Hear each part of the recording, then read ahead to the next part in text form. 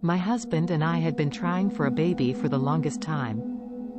Yeah, I know you're probably going to laugh at that sentence.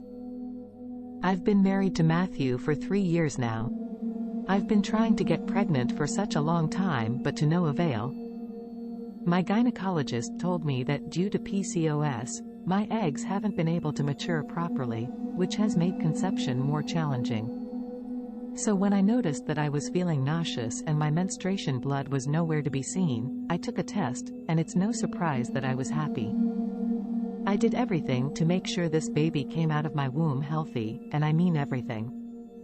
I have no idea where I failed, if it was even my fault. The doctors told me that the baby would be born sick from a congenital heart defect, and its chances of survival were low. They told me to abort it and save myself the trouble of going through the grief of your child dying and instead deal with the one of losing a fetus. But this wasn't just a fetus to me. This was my child. This might be my only chance to ever truly be a mother. I thought to myself.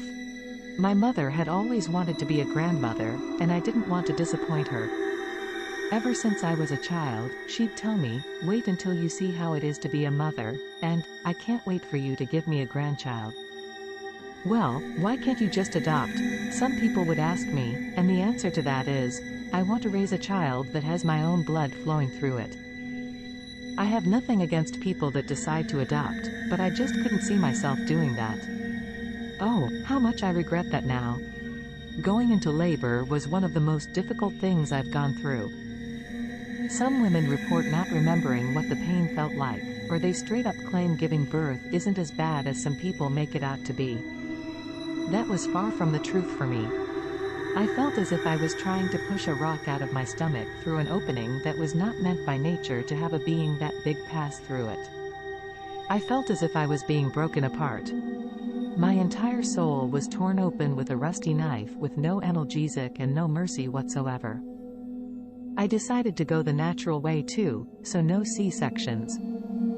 I really thought I knew better than my doctors who have had experience with women in my position for years and have paid thousands of dollars to get the education they have to be where they are. Please, make it stop. It hurts, those were some of my words. I want to go C-section. Please, I begged them, but to no avail. I'm sorry, miss, but it's too late for that. Come on, you're almost there. We know you can do it, said one of the medical professionals. I was holding Matt's hand for dear life. I gripped it so tight to the point I knew I was hurting him. If I have to suffer this much, I'm sure he can deal with a little pressure. Come on, sweetie. I know you can do it, you've come so far, said Mark. I know that he was trying to be supportive, but to me, he was just irritating at that moment. He wasn't the one that was being shredded into millions of pieces. Of course, I didn't want to tell him that because even at my worst, his sensitive butt was just going to be offended to the point where he wouldn't speak to me for days. I couldn't deal with his immaturity now, could I? After I was done birthing that monstrosity of a baby, they let me hold her. It was a baby girl. Miracle, I said. Her name is going to be Miracle. Its symbolic name meant a lot to me, and I hope it'll mean a lot to her too. After the countless doctors I had to go to throughout the last 3 years and the time I was bringing her into this world, which felt like decades, I hope she appreciates her mother. The doctors put her in one of those incubators. I was made very well aware of the situation that she was going to be in and what her chances of survival were. Do you know what it was like when they told me the baby had died after a few hours of fighting for her life? All that effort and suffering, and for what? My heart was mercilessly shattered into countless, agonizing shards. I only got to hold her once for a few seconds before she was taken away from me, forever. My beautiful Miracle. My baby. I'd opt for childbearing her 100 more times than this. Sometimes I even wondered if someone had physically torn my heart from her chest. Maybe she even did it, I do not know at this point. The doctors were right. I should have just aborted her. I would have spared myself and my entire family so much suffering. I was selfish to think I'd ever be a biological mother. I broke Matt now too, as well as my mother. She arrived at the hospital 10 minutes after her niece had died. She never even got to see her alive. My mother hasn't talked to me after that. She didn't even come to check on me. She probably thinks it's my fault. After we arrived home from the hospital, Matt's been doing his best to not show his sadness and to be strong and supportive, but I know it's there. I know it's there because every night I hear him leaving our bedroom to cry in the living room. I wish I could just go there, hug him and tell him that everything is going to be okay, but I can't. I can't because I'm a mess myself, physically and emotionally, and I'm the reason he's there bailing his eyes out. It hurts so much to know what a horrible wife I've been. The funeral was a complete mess. I saw so many people crying there. The bastards didn't even know my child, they'd never even seen her, and yet they were shedding tears as if their child had died and not mine. It was a disgrace. It was impressive even. Their crocodile tears are unquestionable proof that if they'd pursued the media they would have become successful and famous in a quick time. So many of them were like, "I'm so sorry," and "I'm here for you," as if that were true. You know who didn't shed a single drop of tear? Me. Do you know why? Because I had other plans. Maybe I can't bring my child back, but what I can do is make a doll.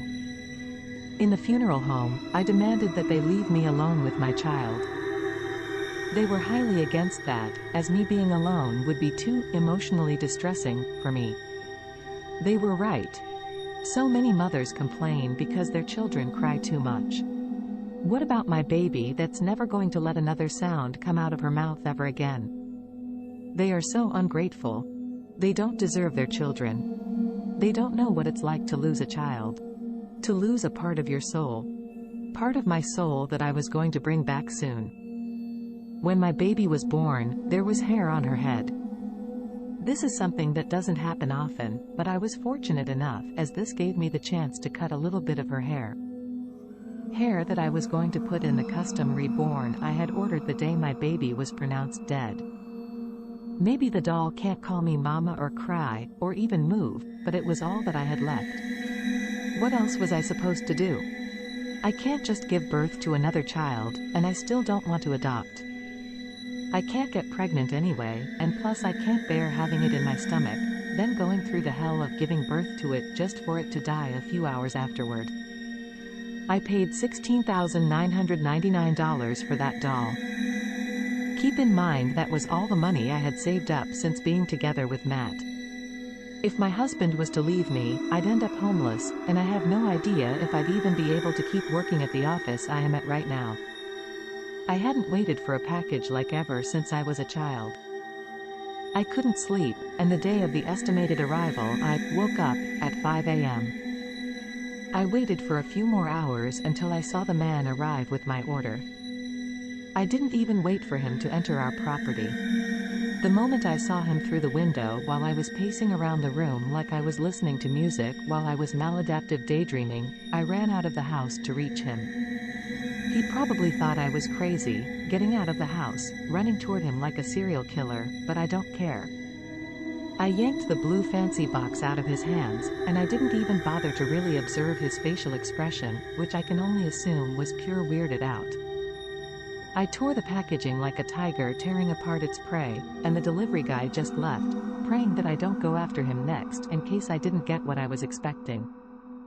Luckily for me, the reborn was beyond perfect. It was an exact replica of my deceased child that I wasn't given enough of the opportunity to really appreciate. Its eyes were open, as that was my exact request. Hence I wanted to be able to stare at its dark hazel eyes for as long as I am walking this very earth. Its hands were so small, and its cheeks were full of adorable. My eyes filled up with tears, but not out of sadness, instead of complete happiness.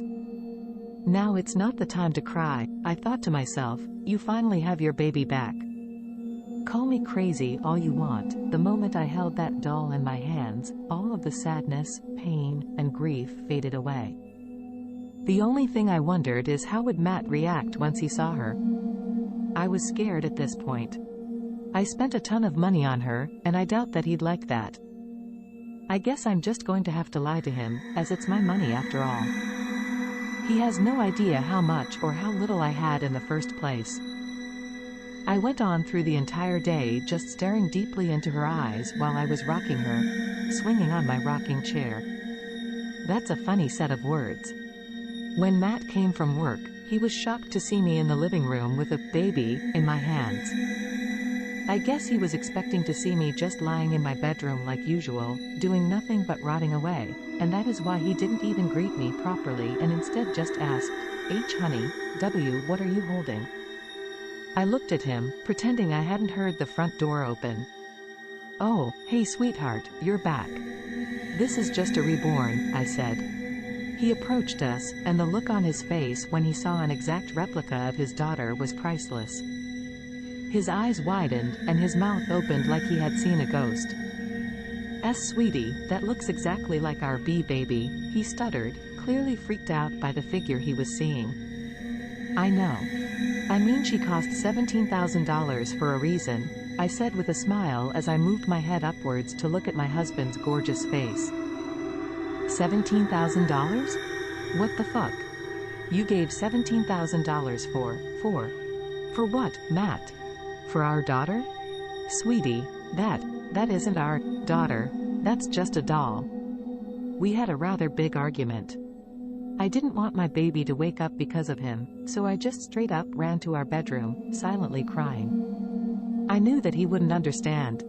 He barely ever does. I heard him leave through the front door. I wonder where he was going this time. I tried calling my mom for some emotional support or I have no idea what, but my calls were never answered. I wonder why. A few days had gone by, and nothing was heard from either my mom nor my husband. That is until I heard that on the news there were 2 car accidents. 2 vehicles collided in a dramatic crash at the intersection of Willow Street and Pine Avenue, a serene locale in the heart of Oakwood Heights. The incident took a sinister turn as investigators discovered the numbers 16,999 scrawled in blood on the road near the wreckage, raising suspicions of foul play. Tragically, both vehicles erupted in flames, resulting in the horrific deaths of the occupants, leaving the community in shock. Authorities are now urgently probing whether this was a deliberate act, leaving the town with unsettling questions about a potentially larger, more sinister motive behind the incident. I looked down at the doll in my hands again. There was a smile on its face. It did not arrive that way.